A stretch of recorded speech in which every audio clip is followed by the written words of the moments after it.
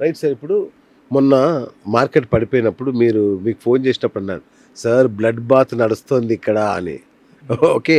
So, ఈ టైంలో panic selling గూడా ఉంటది గదా! ఉంటదండి. సో, దీని విషయంలో ఒక ఇన్వెస్టర్ మైండ్ సెట్ ఎట్లా ఉండాలి సార్? మీరేం జెప్తారు? అతని మైండ్ సెట్ ఎట్లా ఉండాలి?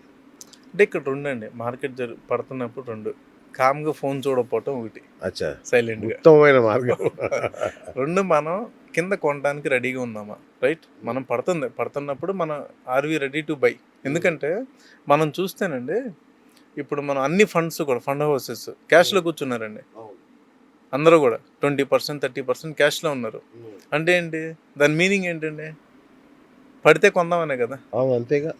ఫండ్స్ కూడా అలా క్యాష్‌లో కూర్చుంటే దాని అర్థం అదే కదా! అవును. సో 2 ఏదో మనం పడుతుంటే కొనగలగాలి. ఆ! లేదా కామ్‌గా కూర్చోవాలి. ఓకే. మార్కెట్‌ని చూడకపోవడం బెటర్. రైట్. లేదా మీరు ఇంకా ప్లేయర్ మార్కెట్‌లో సూపర్ ప్లేయర్ హ్మ్. షార్ట్లు రివర్స్ కొట్టగలగాలి. ఓకే. ఇంకా రివర్స్ పడేటప్పుడు షార్ట్లు కొట్టి కింద బై చేసి కొనగలగాలి. అది మీ ఎక్స్పీరియన్స్, అచ్చచ్చ! మీ యొక్క ట్రేడింగ్ స్కిల్స్ ఇంకా అది. మీతో గణేష్ గారు ఉన్నారా లేదా అనే దాన్ని బట్టి. లేదండి. నేను అంత సూపర్ అయ్యేం చేయట్లేదండి. నేనది అయన్నీ అయిపోయినాయి లేదు ఎప్పుడో సార్. చేసేసి మీరేం కానీ అనకండి. మా వాళ్ళతో మీరుండాలి. కాదండి. అది ఒక స్కిల్ అండి. Yeah! Trader skill. Yeah! Market పడుతున్నప్పుడు షార్ట్లు కొడతారు. ఓకే. కొట్టి కింద కొంటారు. హ్మ్. అదొక డిఫరెంట్ టైప్ ఆఫ్ స్కిల్. అక్కడ కూడా సూపర్. రిటర్న్ చేస్తారు. హెడ్జ్ ఫండ్స్ చేసేది అదే. ఓకే. జనరల్‌గా హెడ్జ్ ఫండ్స్ చేసేది అదే. హ్మ్. పడుతున్నప్పుడు షార్ట్లు కొడతారు. ఓకే. సో అది చేయగలగాలి. లేదా కింద కొనాలి. ఓకే. లేదా మూడోది కామ్‌గా కూర్చోవడం. రైట్.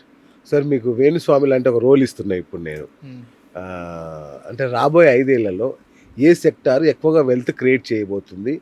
మీ ప్రిడిక్షన్ ఏంటి? అంటే నా పర్సనల్ ప్రిడిక్షన్ అయితే ఎనర్జీ అండి. అచ్చా! ఎనర్జీ. నా renewable energy.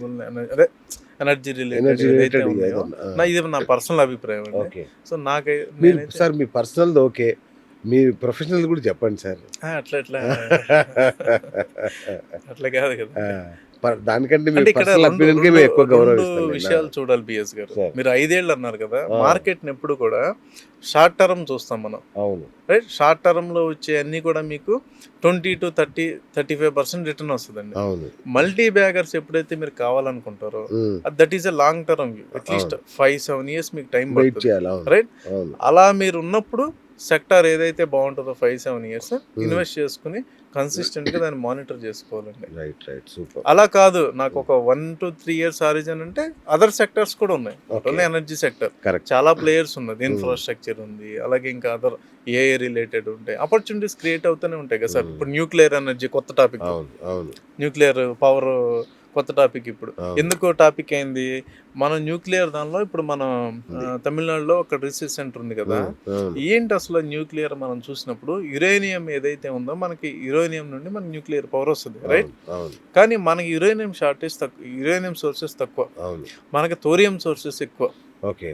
Right? India is the 25% reserves మన ఇండియాలో ఉన్నాయి వావ్! గ్లోబల్‌గా. హ్మ్.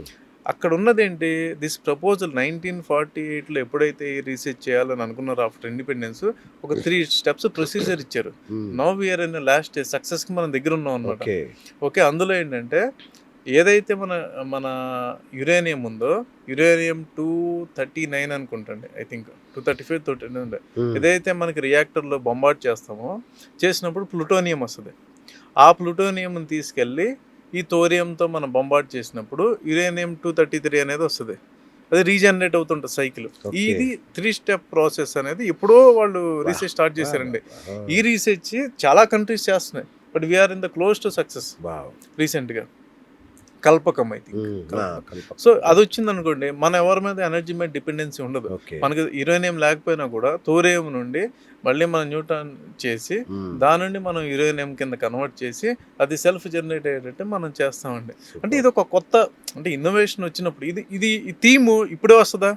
రాదండి. దీనికి ఒక 5-7 ఇయర్స్ రీసెర్చ్ సక్సెస్ అయినాక దాని వైబిలిటీ ఏంటి, దానికి ఉన్నటువంటి ఎన్విరాన్మెంట్ హజార్డ్స్ ఏంటి, దాన్ని మనం ఎక్కడెక్కడ స్కేలప్ చేయగలగాలి, థోరియం తీయటానికి మనకున్నటువంటి ఇష్యూస్ ఏంటి, ఇది ఒక సెక్టర్ కదండి లాంగ్ రన్లో.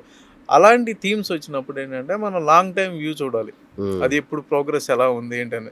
షార్ట్ టర్మ్లో మనకి అది పనిచేయదండి. షార్ట్ టర్మ్ అంటే 1 ఇయర్. షార్ట్ టర్మ్ అంటే ఒక రోజు 2 రోజులు కాదండి. అట్లీస్ట్ 1 ఇయర్ మనం తీసుకుంటే 1 ఇయర్లో ఏంటి go for the other companies wear the good earnings ఉన్నాయి, క్యాష్ ఫ్లోస్ కంపెనీ బాగుంది, మీకు ప్యాట్లు ఇంప్రూవ్ అవుతుంది, ఆ కంపెనీలో మీకు 30-40% ఆర్ అట్లీస్ట్ 20% రిటర్న్ అయితే వస్తుంది మనకి. ఇప్పుడు మొన్న రిజల్ట్స్ వచ్చినాయి, లాస్ట్ మన అవును. ఈ Q4 రిజల్ట్స్ వస్తున్నాయి.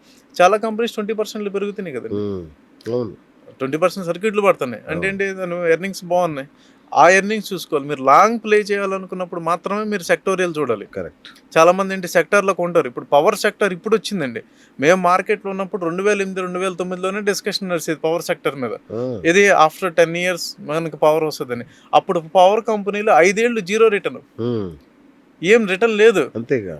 కానీ ఆ తర్వాత స్టార్ట్ అయింది రిటర్న్ రావటం. మళ్ళీ మీరు ఆర్ఈసీ చూసిన, పిఎఫ్సి చూసిన, టొరంటో పవర్ చూసిన, టాటా పవర్ చూసిన. టాటా పవర్ మనం విక్టిమ్ కదండి. చాలా టైం అది ₹50 ఉండేది.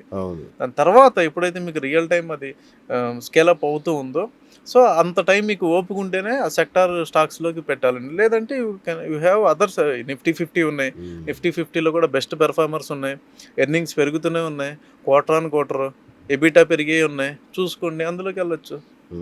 Super super sir, thank you. And very ఫైనల్గా ఒక ప్రశ్న ఏంటంటే సార్, మన ప్రేక్షకులు చాలా మిడిల్ క్లాస్ ఇన్వెస్టర్స్, మన ప్రేక్షకులు వీళ్ళు వాళ్ళ పోర్ట్ఫోలియోను నిర్మించుకోవాలనుకున్న సమయంలో మీరు ఇచ్చే గోల్డెన్ అడ్వైజ్ ఏంటి? ముఖ్యంగా మా పెయిడ్ మెంబర్కి ఒక సీక్రెట్ ఏం లేదు సార్. ఫస్ట్ ఏ అడ్వైజ్ అయినా కలిసి మాట్లాడి ఇవ్వడం బెస్ట్ అండి. ఎవరన్నా they want real advice, they ask to come. నా ఆఫీస్ జూబ్లీ హిల్స్, మీకు తెలుసు, మీరు వచ్చారు. అయ్యో, మన ప్రేక్షకులు చాలా మంది వచ్చారుగా. సో మీరు రోజుకి ఒక్కరైనా నాకు రోజు కాల్ చేస్తారు, కొంచెం గణేష్ గారితో మాట్లాడాలండి అని. So happy. సో వచ్చి కలవమనండి. ఇప్పుడు కూడా ఏంటంటే 1-to-1 మనం అది కలిసినప్పుడు మాట్లాడినప్పుడు అర్థమవుతుంది. ఏదో మనం సబ్జెక్ట్ చెప్పగలం కానీ బట్ స్పెసిఫిక్ కదండి. Personal finance is a personal. Correct. So అది మనం మాట్లాడినప్పుడు అర్థం చేసుకోగలం, సరిగా మనం గైడ్ చేయగలం. సో చూసారు కదా ఫ్రెండ్స్, ఎనర్జీ రంగం వచ్చే 5 ఏళ్లలో రూల్ చేయబోతుంది. కాబట్టి మీ ఇన్వెస్ట్మెంట్లని అటువైపు మళ్లించడం సేఫ్ అనేది గణేష్ గారి వ్యక్తిగత అభిప్రాయంగా చెప్తున్నారు.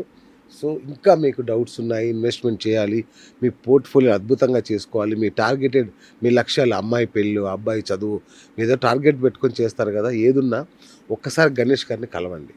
ఎందుకంటే is the best investment banker కాబట్టి తను అద్భుతమైన సలహా ఇస్తాడు.